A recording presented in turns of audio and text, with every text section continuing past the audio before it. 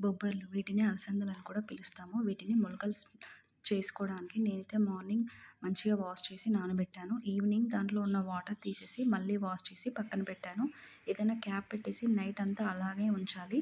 Next day morning అయితే చిన్న చిన్న మొలకలు అయితే వస్తాయండి. అప్పుడప్పుడు ఇది సమ్మర్ సీజన్ కాబట్టి వాటర్ చల్లి అలానే ఉంచితే నెక్స్ట్ డేకి ఆ మొలక అనేది ఇంకా పెరుగుతది. దానివల్ల ప్రోటీన్ కూడా పెరుగుతదంట. సో, ఇవైతే చాలా మంచిదండి మన హెల్త్‌కి. ఇందులో తక్కువ క్యాలరీస్ ఉండడం వల్ల మన వెయిట్ లాస్‌కి యూజ్ అవుతుంది. అలాగనే ఎక్కువ ఫైబర్ ఉండడం వలన మన పేగులకైతే చాలా మంచిది. ఇవి తినడం వలన హార్ట్‌కి చాలా మంచిదండి. ఎందుకంటే ఇందులో పొటాషియం, మెగ్నీషియము మరియు ఫిటోస్టెరాల్స్ అంటే చెడు కొలెస్ట్రాల్ తగ్గించి రక్తపోటును కంట్రోల్‌గా ఉంచడం ద్వారా హార్ట్ డిసీజెస్ అయితే తగ్గుతాయంట. వీటిని వీటి గ్లైసెమిక్ ఇండెక్స్ చాలా తక్కువ కాబట్టి మధుమేహం అంటే డయాబెటీస్ ఉన్నవారికి ఇది చాలా మంచి ఆహారం అంట. ఇందులో ఉండే విటమిన్ ఏ, సి, యాంటీ ఆక్సిడెంట్లు చర్మాన్ని ఫ్రీ రాడికల్స్ నుండి రక్షించి కంటి చూపుని మెరుగుపరుస్తాయి.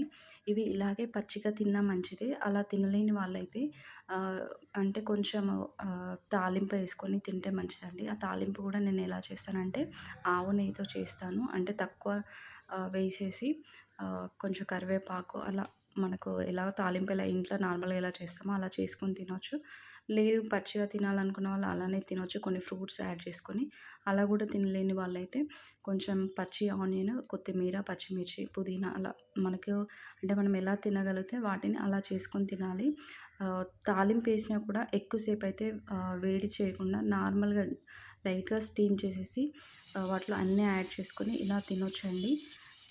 సో, ఏదో ఒక రూపంలో వీటినైతే తీసుకోవడం చాలా మంచిది మన హెల్త్‌కి. సో, ఎవరు ఎలా తింటారో వాళ్ళ టేస్ట్‌కి అనుగుణంగా చేసి పెట్టండి. అందరూ చాలా ఇష్టంగా అయితే తింటారు.